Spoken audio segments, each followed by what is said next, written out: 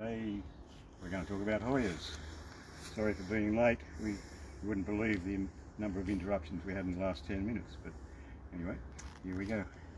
So we're standing here because we're going to talk about Hoyas, and this is sort of their natural habitat. They climb up trees.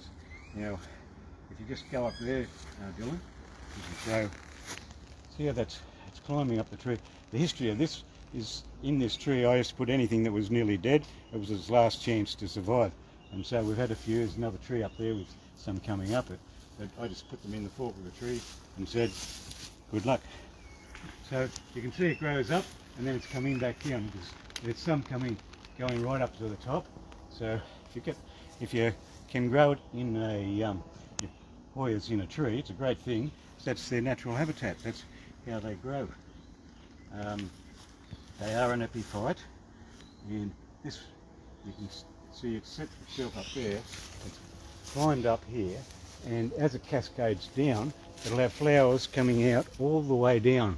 If I can get a close shot, you'll see that Hoyas send out they grow a spur with each year as they flower on the same spot, and the spur gets longer and longer. So after 10 years of flowering, you might have a spur this long. So that's what happens here, and that's what happens out in the forest where they grow on trees. And we'll just walk down, because we've just got to get down to where we're going to talk today. And I'll just grab this couple of plants here and take down with us. That's a Hoya cinnamompolia. Well, we've gone past it now, but you can see it growing up the bamboo on the other side there. Great big leaves and great big umbels of flowers. Be careful. Right. Right here. So, as when we were in New Guinea looking for Hoyas, we found that we'd walk through the jungle. There's not a Hoya, but as soon as you got to an opening on the edge of a river or some sort of opening, there'd be the Hoyas climbing up the tree. And there was a husband and wife team that I got to meet, and they taught them about Hoyas. And the lady, Rosie, she could spot a Hoya from about a Hoya flower about 50 metres away, way up in the top of trees. So they'll climb up to 30, 40, 50 metres easily. So this area down, I didn't get a chance to talk about these, but we'll do that in a second. This is our high shade area. We've got a lot of Hoyas in here. We've got them in 4 or 5 places. There's like Hoyas everywhere actually. I don't know how many we've got, probably 10,000, but I'm not sure how many species. You just look at this high shade. That's how to do it on the cheap. It's a bit different to our quarantine shed, which you're looking at $30,000 or $40,000, and probably you're looking at a few $100s. Here it's just supported by bamboos in the middle. We secure the corners and put a couple of stays on the corner posts, which are tallowood. There's one here. Tallowood, good strong timber, one of the best you can get. Hardwood, Australian hardwood. And what's that, about 3 by 3 inch, 7 by 7 centimetres. And so each corner's held up. We run some tie wires across. There's only 3 or 4, and the whole thing would be flopping down if we didn't have those bamboos propping it up. If we get a whole heap of high wind, well, some of those will come out, but it only drops a little bit, so it's not a big deal. This is what we call our high shade area, and we'll just come through. Just by the way, if we look at this big gum tree here, that's a flooded gum, right?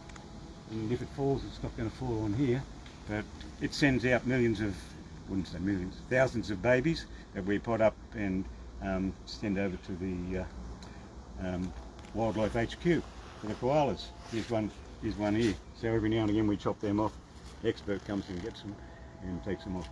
So we'll just go around here.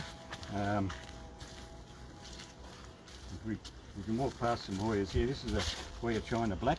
You get a close look on that one. And we're going past Hoya globulosa, which I haven't even started to sell yet. I've been growing it for years and finally found the right spot for it. And here's a fishtail Hoya. And we're just not for sale yet. We've already sold them several times, and we've got to propagate again from them. So we come in here. talking about New Guinea. This is one that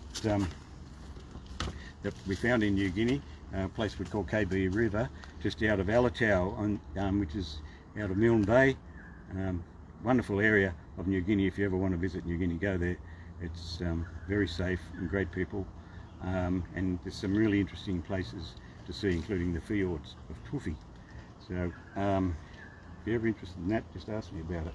It's a nice area to go to, and there's plenty of Hoyas to be seen. So this is a Hoya crinkle leaf that we do. I'll just put that in there. But if you're, I'm just going to grab out of here. We're not going to show you many flowers today because there are flowers here, there and everywhere, but we can't walk everywhere. But we don't try and grow flowers, we try and grow plants that we can send out to our customers. Now I've got this all wrapped up because it is very rainy, and if you see us diving a little bit of cover, I think I brought my hat. Yeah, I've got my hat there. I don't like getting my hair wet. It's very precious. And I've just got these wrapped up. Here's some great information. If you Google, now most of you would not heard of the IML numbers, and the IML numbers, Iris Marie Little, right? They're the famous Hoya pioneers in Australia. David Little died several years back, but Iris is still going up on the Atherton tableland. If you get this, just Google, this is a January 2013 catalogue, right? Now, I've got to tell you now, Iris does not want or need any new customers. She can only handle her established customers, so please don't ring her up if you're new to her. She's a wonderful lady and done great work with Hoyas, and they've categorised a whole heap of orders, and they've given each one an IML number. Now if you Google this under Little Hoya catalogue, LIDDLE, Hoya catalogue, you can get a copy of this, and it's got these plants categorised. There's a lot of them with all their IML numbers, and it'll tell you whether it's warm growing, intermediate growing or cool growing, and a little description of the flower and all the varieties. Like Hoya australis, for example, they've got 4 different, 5 different, 6 different, 7, 8 different varieties there. So there's 11 pages of that, and it's a great way to start by having a look at that. So always remember Iris and David Little.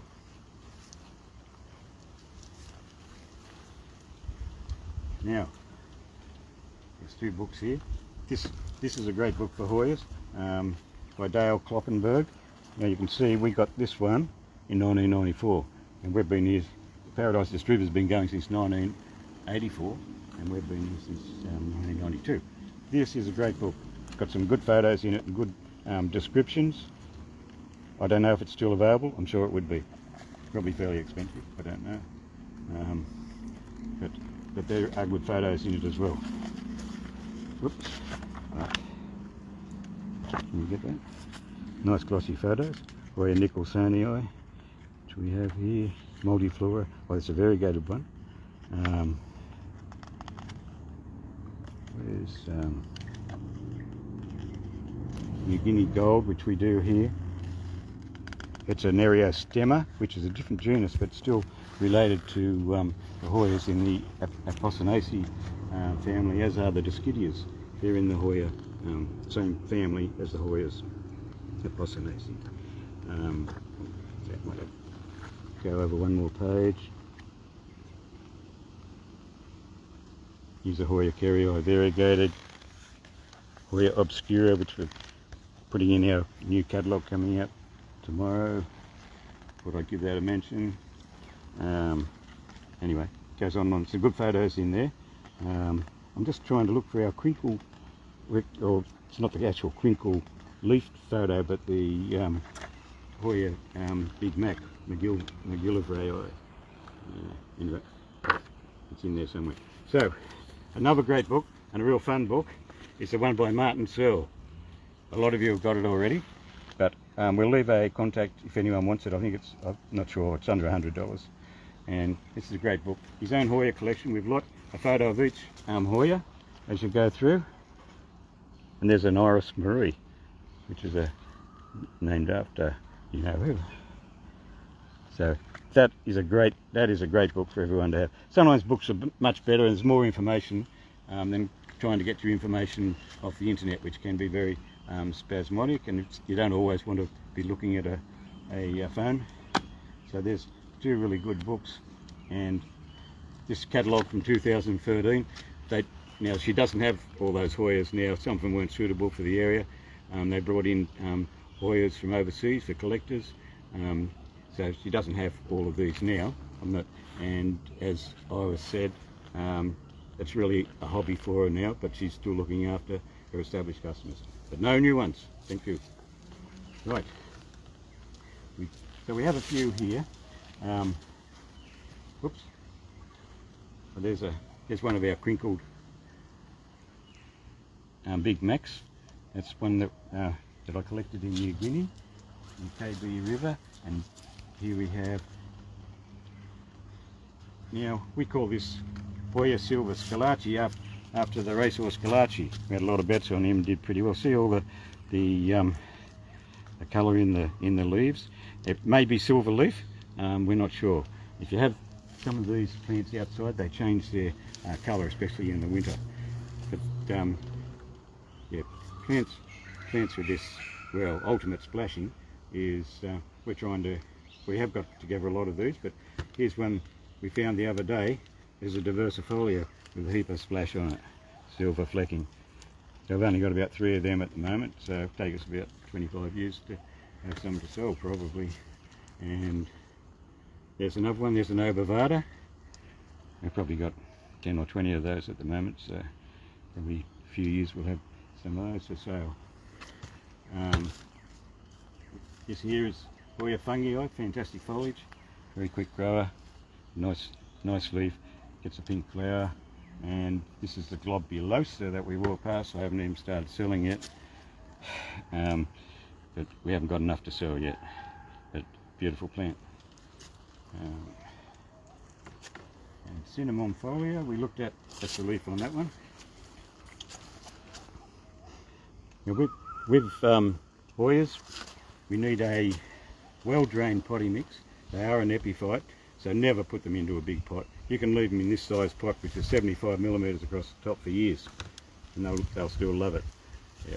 It's a 75mm pot. Do not put them into big pots, or you'll drown them with too much moisture. Talking about moisture, like Hoyas basically come from this area here. We've got some Hoyas around here, way up into the tropical areas, most of them in the tropical areas. So most of them are epiphytes, and for that reason they don't need a lot of water. If there's a lot of rain comes down, it just runs off them. But if you've got them in a pot and you're watering them too much, some of them, especially the ones with thick leaves, do not like it. The ones with thick leaves you should keep under some sort of shelter, right? And you'll see in that little list that there's a lot of warm growers. Well, if you're living down in a cold area, well, you shouldn't be going for warm growers, because they're tropical plants. But some of them do.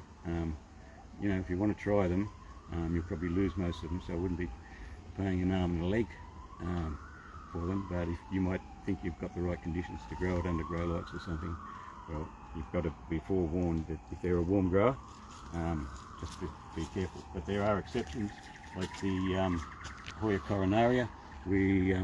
I collected that one up in New Guinea on the island of Sedaya, right next to the sea, and we find that grows fine here, but we haven't flowered it yet either. So any of the Eriostemmas are warm growers. So if you can look that up if you don't know about Eriostemma Hoyas. It's another genus. It's not actually a Hoya, but very closely related. Okay. So here's my notes, what I've got to talk about. Grow up trees. Covered a fair bit of that. Just walking past here, this is the Hoya Safi wine. Love the foliage on this one too. It's sort of on the thick side. And here's the Hoya Kerrii. And here's the Hoya Kerrii with some silver in it. And there's Hoya diversifolia. So we come around here. This is Hoya coronaria, or Eriostemma coronaria. This one here that we got in New Guinea. Got quite a few of those. And we're just walking along here. The scrappy red buttons. But here's the flower of red buttons. This is on its way out, by the way. It's been flowering here for ages. But it's quite interesting that on the same, you can see they're not all fully developed. And down here we just got a more ordinary looking red flower. If you buy one of our reds, there is a lot of variation in them, and there could be red buttons, there could be Hawaiian royal purples, it will be a red species. That's why we call it Hoya red species. So it's a bit of a lucky dip. This is shooting star Hoya. We find there's two types of it. Beautiful flowers that come out like shooting stars. And here's the other one. See, it's got that leaf. They're both Hoya multiflora, but look at the difference. Probably in the end they're two different species, but as far as we know, until any other time, it's same thing. It's got the same flower. And this is Hoya australis compacta. We haven't done that one yet. We've got quite a few of them. And down here, these are Hoya obscura. They got a little flower like this. We've noticed that some of them get pink on the back of them, and some of them are yellow. That's Hoya obscura. We don't think there's two different types here. This one's just starved of nutrients and it's gone a bit yellow over the winter compared with these ones, which are going out in our next catalogue tomorrow night also. So, here's a Hoya Los Banos. So we can't keep saying their names because we've probably covered more than half of what we've got. So thank you for listening today, and if you've got any questions, give us a call. Not an email, we don't use email. Give us a call or a text, and that's it for now. If you liked today, give us a tick, and especially go to our catalogue and have a look, and there'll be a new set of Hoyas coming out tomorrow night. Okay, that's all for now. Thank you. Bye.